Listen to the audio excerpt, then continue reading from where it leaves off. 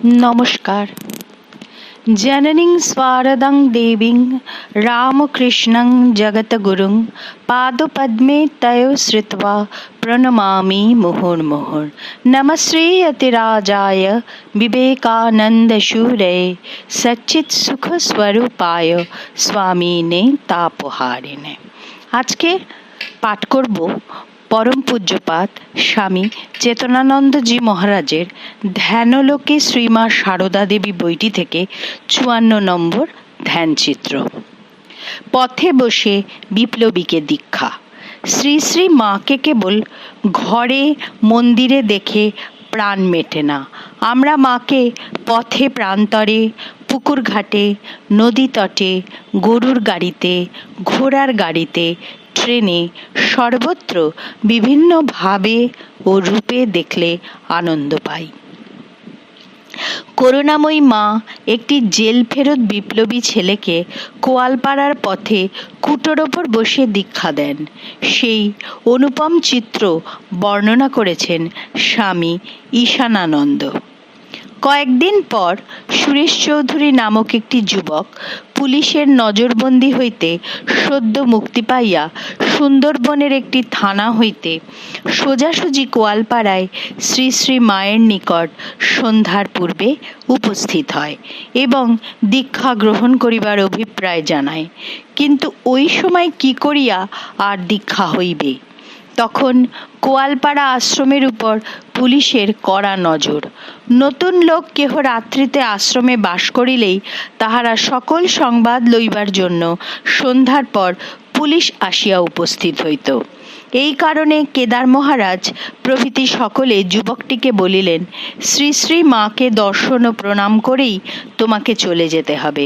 আশ্রমে রাত্রে থাকা চলবে না। আশ্রমের সকলেই এ বিষয়ে একমত। পরে শ্রী শ্রী মাও এই সংবাদ শুনিলেন। সন্ধ্যার কিছু পূর্বে জয়রামবাটি হইতে আসিয়া আমি মায়ের নিকট গেলে প্রথমেই মা আমাকে বলিলেন, আহা বরদা, ছেলেটি কত কষ্ট পেয়ে ব্যাকুল হয়ে বিষ্ণুপুর থেকে হাঁটতে হাঁটতে সোজা আমার কাছে ছুটে এসেছে। তুমি যদি আজ রাত্রিটা গ্রামের কোনো লোকের বাড়িতে বা বৈঠকখানায় তাকে রাখবার ব্যবস্থা করতে পারো, তাহলে কাল সকালেই আমি দীক্ষা দিয়ে ওকে পাঠিয়ে দেব। আমি তৎক্ষণাৎ নিকটেই শ্রীযুক্ত নফরকোলের বাড়িতে গোমস্তাকে বলিয়া তাহাদের চণ্ডীমণ্ডপে যুবকটির সেই রাত্রিতে একটু থাকিবার বন্দোবস্ত করিলাম। আমি আশ্রমে আসিয়া যুবকটিকে দুপুরের রান্না ভাত তাড়াতাড়ি খাওয়াইয়া কোলেদের বাড়ির চণ্ডীমণ্ডপে রাখিয়া আসিলাম। শ্রী শ্রী মাও ইহা শুনিয়া খুব সন্তুষ্ট হইলেন। পরদিন খুব সকালে মায়ের সহিত রাধুর বাড়ি যাইতেছি। ছেলেটি ইতোমধ্যে স্নান করিয়া মাঠের মাঝপথে মায়ের নিকট উপস্থিত হইয়া ভূমিষ্ঠ হইয়া প্রণাম করিল।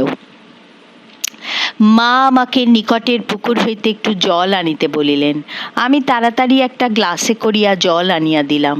মনে হইল যেন মা বসিবার জন্য আসন খুঁজিতেছেন। আমি জিজ্ঞাসা করিলাম, আসন আনবো কি? মা বলিলেন, থাক, আর যেতে হবে নি, ওই দুয়াটি খড় দাও, আমরা দুজনে বসি। উহা আনিয়া পাতিয়া দিলে মা ও সুরেশ ওইখানেই মাটির উপর উহাতে বসিলেন। মা আমাকে একটু দূরে যাইতে বলিলেন। শ্রী শ্রী মা ওইভাবেই ছেলেটিকে দীক্ষা দান করিলেন। আমি দূরে দাঁড়াইয়া এইসব দেখিতেছিলাম। দীক্ষান্তে মায়ের আদেশে মায়ের বাড়ি হইতে সামান্য মিছরি আনিয়া দিলাম। মা ঠাকুরকে কিছু মিছরি নিবেদন করিলেন। পরে উহাতে নিজ জিহ্বা স্পর্শ করিয়া প্রসাদ করিয়া যুবকটিকে দিলেন। দীক্ষান্তে যুবকটি মাকে সাষ্টাঙ্গ প্রণাম করিল। মা তাহাকে তখনই জয়রামবাটিতে গিয়া দুপুরে তথায় আহার করিয়া ও বৈকালে কামারপুকুর দর্শন করিয়া যাইতে বলিলেন। জয় মা, জয় মা, জয় মা।